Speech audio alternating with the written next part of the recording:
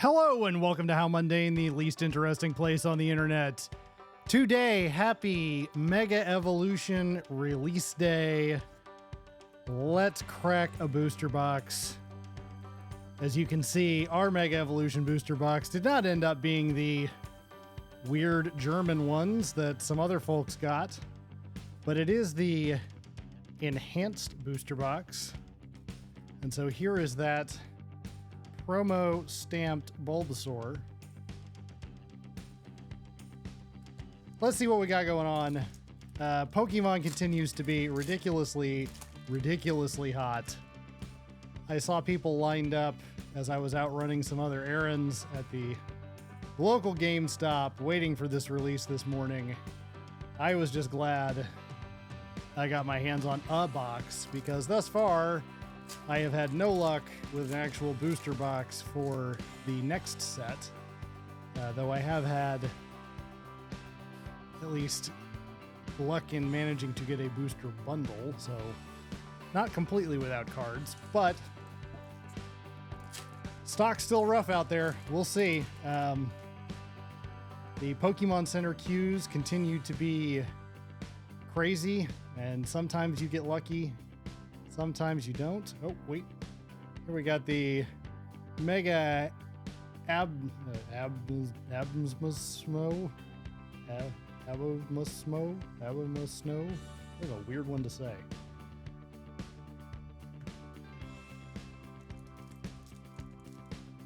Obama Snow? I don't know. You know how that one is supposed to be said, because I don't think I've ever seen it mentioned in a cartoon or anything where somebody says it. Let me know in the comments.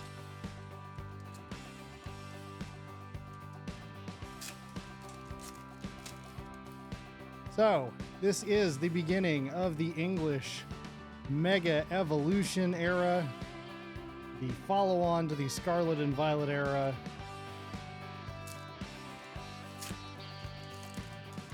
Cards have been going absolutely nuts in this set. Of course, that is always the case when they are in super... There's the Stuffle. When they're in that pre-release stage, they often go really nuts. But, I mean, there is a gold card in this set that I want to say raw has been going for something like $600. There are some other full arts that have been going for multiple hundreds of dollars. You know, it always is a bit of a volatile market here in the first days of any new set, so we will see how things start to... There's the Mega Kangaskhan.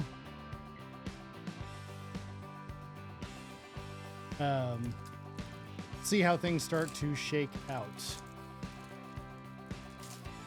So, as far as other things that have been going on, we are just a few days after.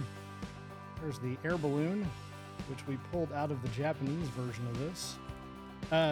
Few days after the first NTX card show at the new NTX Arena, and while I think it has a bright future ahead of it, there were definitely some hiccups in that opening weekend.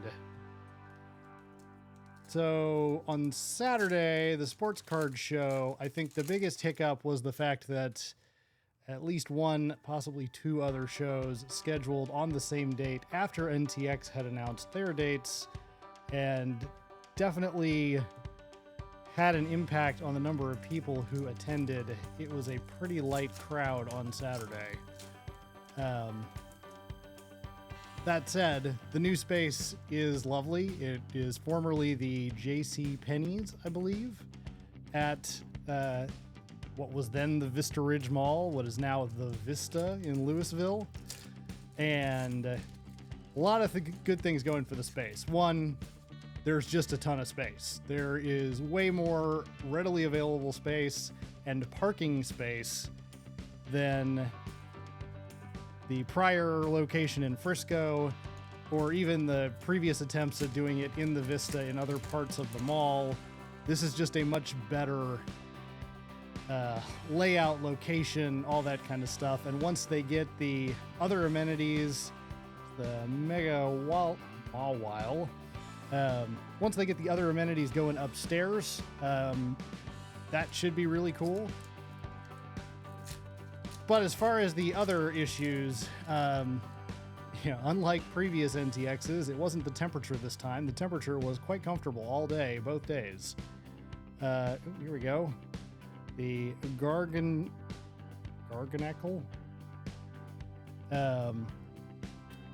This time, I think issue at the top of the list for everyone was the lack of connectivity. So inside that particular building, cellular coverage across the board at parts of the former JCPenney are just dismal to non-existence. Did not seem to matter which carrier you were on or anything. There seems to be no in-building coverage being provided by any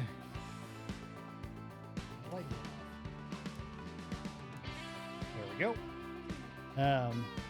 By any of the major carriers. So if you wanted to get cellular coverage, you basically had to walk. There's the Mega Camerumpt. You had to walk back up by the front doors, which not ideal. And you would think that typically this would be solved with Wi-Fi. However, the Wi-Fi system that was deployed for this first show was not equipped for the number of people using it. And on the plus side, the organizers have articulated a plan to resolve all of that by the next set of shows, buying some new hardware, deploying actual hardwired access points, all the kind of stuff you would need to do for actual coverage in a venue like this. So fingers crossed that that was a one-time deal, but certainly it made, processing credit card payments, getting Venmo payments, getting Cash App payments, literally any kind of digital commerce. There's the Megaladius. Any kind of digital commerce was a real chore. And in fact, there were a number of folks who we would take whatever it was they were trying to purchase, walk back up towards the front door until we got adequate signal to complete the transaction. And then there's the Mega Absol. Complete the transaction, and then I would walk back to my table, and thankfully I had other people with me who could man the table in my absence. Certainly made cash transactions a high priority for the day, considering how many people were having problems across the board. The other issue is one that also will hopefully be resolved, and that was the bathrooms in the store could use some more capacity. The bathrooms in the mall were way down at the other end of the mall, so hopefully they'll be able to get that figured out too, because really it is here's the Lily's Determination. It is a cool venue. It is a great idea. It just has a few bugs to work out before the next round of shows.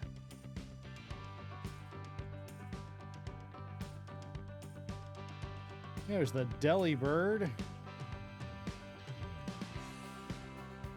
So it seems like the pull rate in Mega is so far not horrible, at least from the looks of this booster box. You'll have to check out some other creators and see what kind of everybody's getting across the board. But I mean, we've already got 5 EXs and looks like 6 full arts out of this box, and we've still got quite a few packs left, so wouldn't surprise me if we pulled 1 or 2 more. And here's another EX.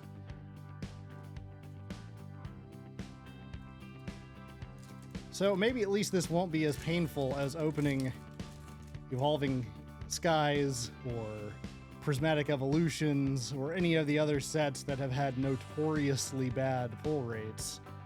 It'll also be interesting to see if the pull rates end up impacting the prices of cards. you know, certainly the gold card is supposed to be extremely difficult to pull. The Spiritomb, we'll see what some of these other individual cards maybe end up doing and what the volumes of those cards end up looking like after the set has been in market. Mega Latias EX, the full art. So yeah, I, at this point, really have no complaints about the pull rates.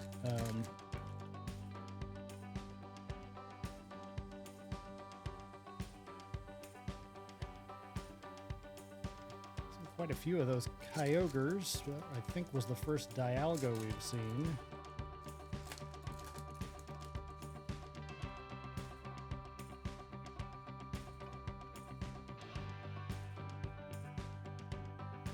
Mega Venusaur.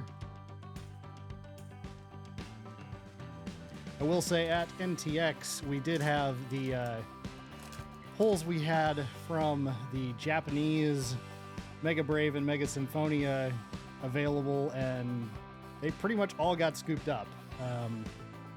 The EXs, you know, anything that was modestly interesting from that set. So I'm definitely a fan of the art style that they've been using on a bunch of this new Mega stuff.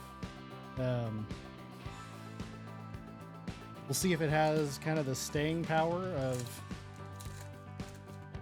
some of the other things. I mean, the leaks so far of what we've seen from the next set with the Mega Charizard, that's a sharp looking card. And I imagine it will likely command a premium.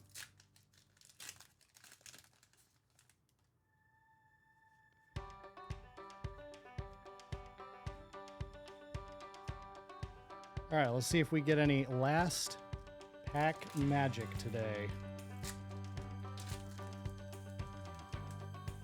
You will notice the code cards have changed. They are yellow now.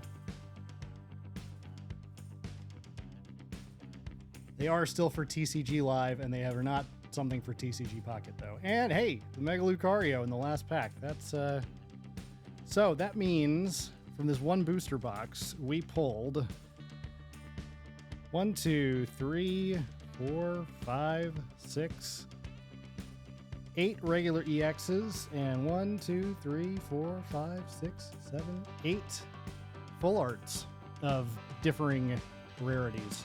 So that's not bad. Anyway, thanks for being mundane with us. We'll see you next time. Bye.